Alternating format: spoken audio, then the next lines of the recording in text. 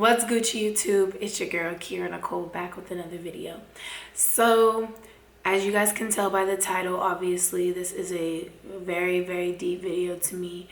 This is something that honestly I never really thought I would share with anybody, but I wanted to share this story, I really did, but I'm so new to YouTube that I just felt like maybe it wasn't appropriate to share it so early because I'm so small. But honestly, it's just been on my heart, and it's like I prayed about it and something was just like, you need to tell your story. So I'll start by saying I just wanted to start I want to start by reading something I have wrote. I'm gonna get comfortable. I know I'm looking kind of plain, but I literally woke up and was like, I'm gonna make this video. So I wrote this in February. This is before it happened, and I titled it Rape. You took something once so precious to me. You can't blame me for feeling angry. You see, you're a man who felt you could do what you wanted with me and it'd be okay.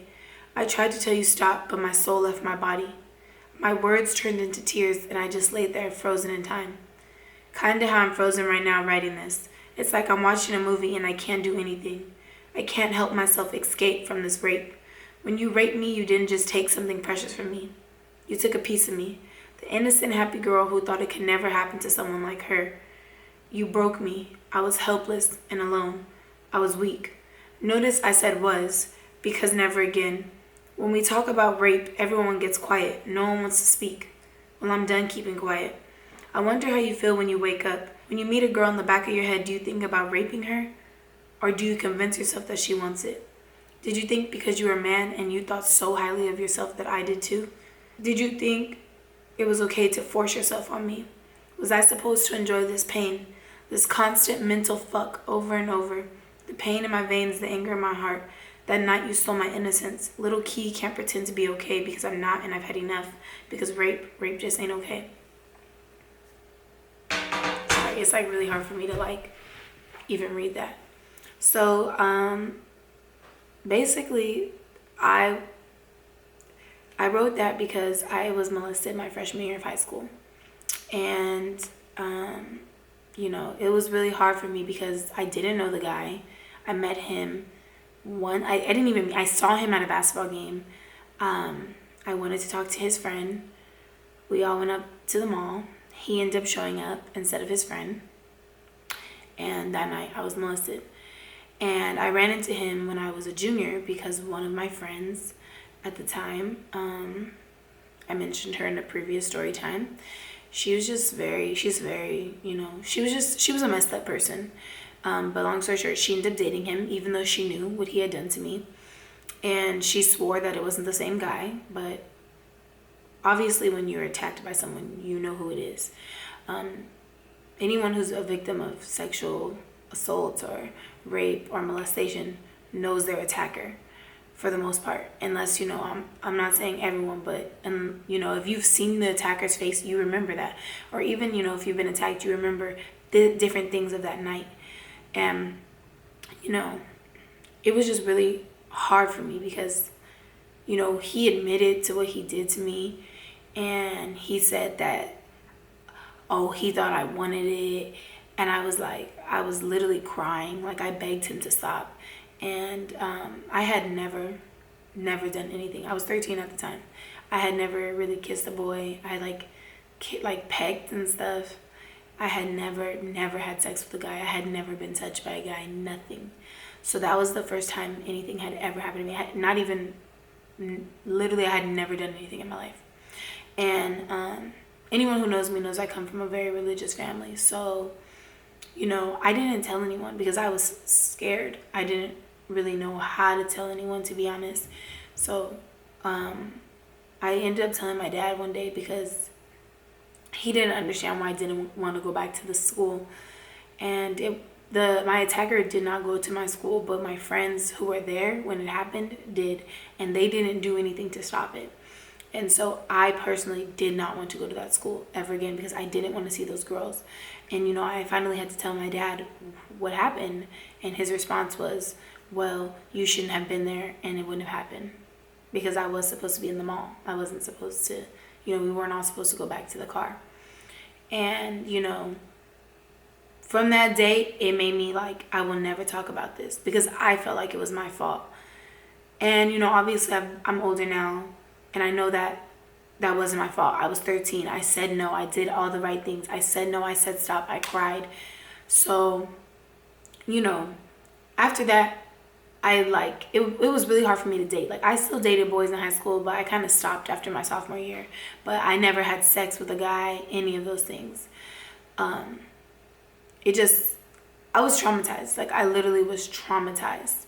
So for me, I was just like, you know, I was like, I tried to know all the signs. Like, I tried to be smart.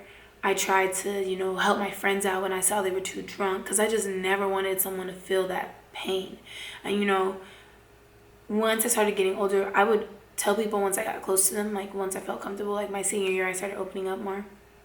And, you know, sometimes people would reach back to me like, you know, I've been through this, and, you know, they were like, thank you for speaking out. So the reason I'm making this video is, like I said, for me, because I need closure, because I never thought I would be raped after being molested.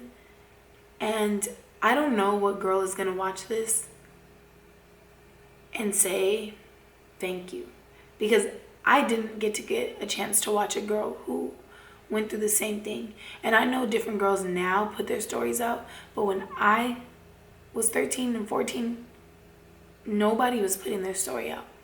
And even now, it's like there's not a lot of girls who can really, you know, put their story out because they're scared. I was scared to put this out because my attacker is someone a lot of my friends know. You know, it was someone I went to high school with. It was someone who I was really close with. So I was protecting them. And also I was scared to put this out because I didn't go to the police. I didn't tell anyone because I thought it was my fault. Now let me tell you guys what happened. So this happened about maybe 4 months ago. Like I said, I knew the person very well. I won't give too much detail, but I knew them very well. And how it happened is they came over. We were just hanging out. We were just supposed to watch Netflix. Not even Netflix until like literally just hanging out. And that's not what happened, obviously. They got on top of me and raped me. And all I remember is like my chest like tightening. And I just remember crying. Like I just remember I was like, tears were falling down my face, and I couldn't breathe. I couldn't think. And I just remember saying, stop, please stop. And he didn't stop. And I don't know much after that. It's like I kind of blacked out. And he went to the bathroom. And I was just crying. And he left. And when it happened, I knew right then and there. Like I knew. I was like, this guy just raped me. But I didn't want to believe it. So I cried myself to sleep. I got up the next day. And I like showered for like an hour. And anyone who knows me knows I don't take long showers because I like to save water.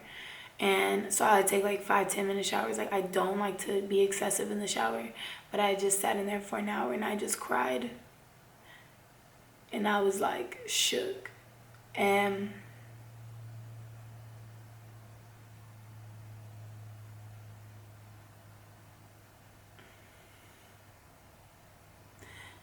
I just felt so like numb, because I was like, this shit really happened again. So I went to work and, you know,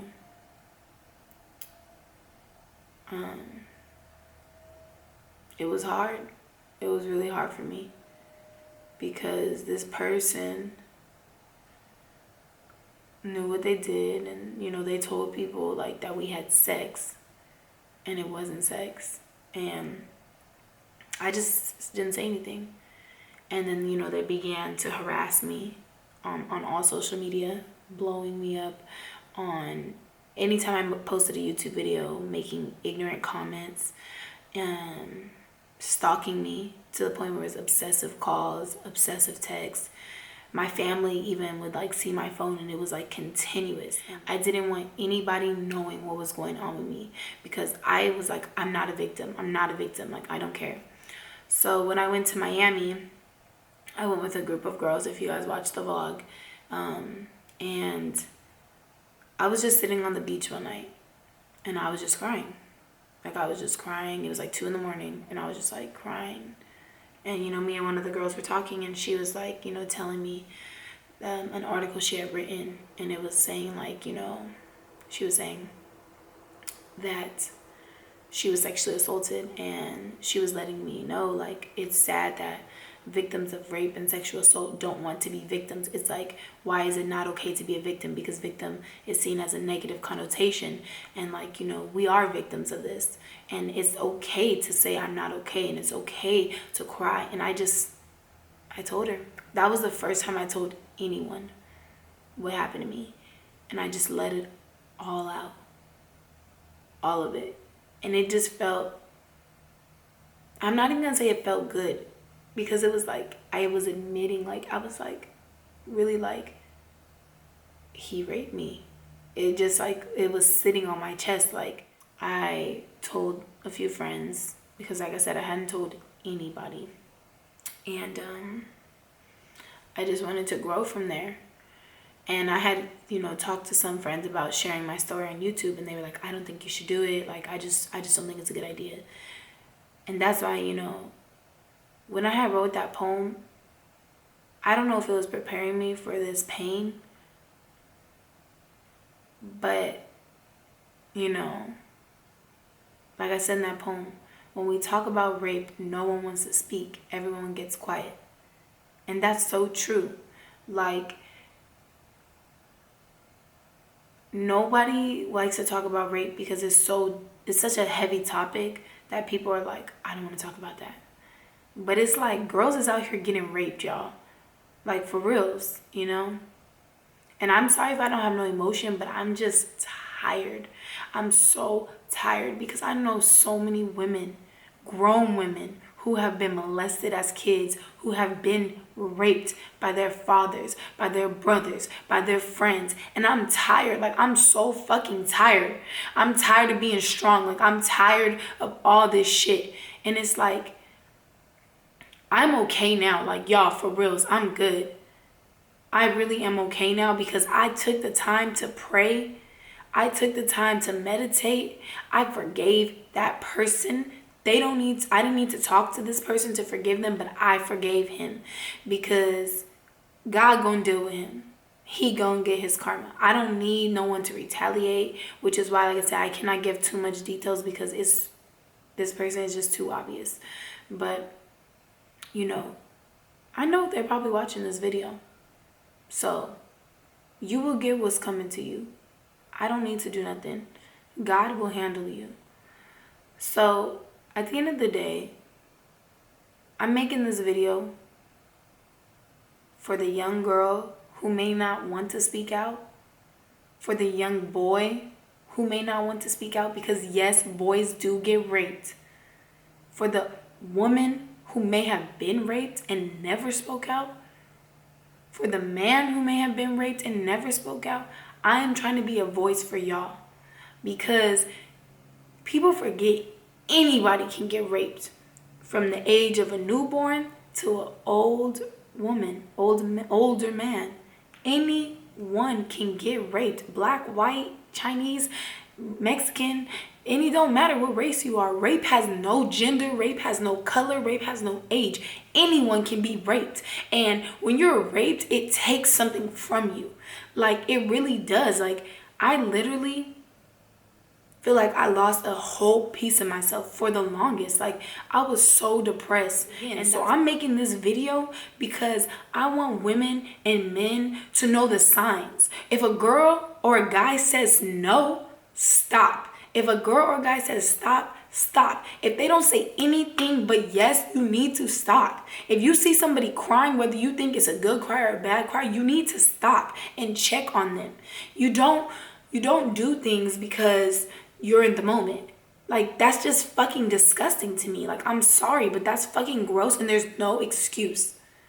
As a grown-ass man, as a grown-ass woman, you need to know when no means no. I didn't have to make this video. I didn't have to come on camera and tell my story. I didn't have to. I could keep living my life with this secret, but I'm doing this because I know God is telling me you need to put yourself out there, because there's a little girl, there's a little boy, there's an older woman, there's an older man, there's a young woman, there's a young man who needs to see this video and it be real and they feel that shit. Like, I'm not gonna sit here and cry for y'all because I'm strong. I'm overcoming this. I done prayed. I done built myself up to a way that nobody will ever break me again. I've been broken. I've been hurt, but I'm not going through this no more. I'm not. This is not for them. And it is never too late to tell your story. It is never too late. Ever.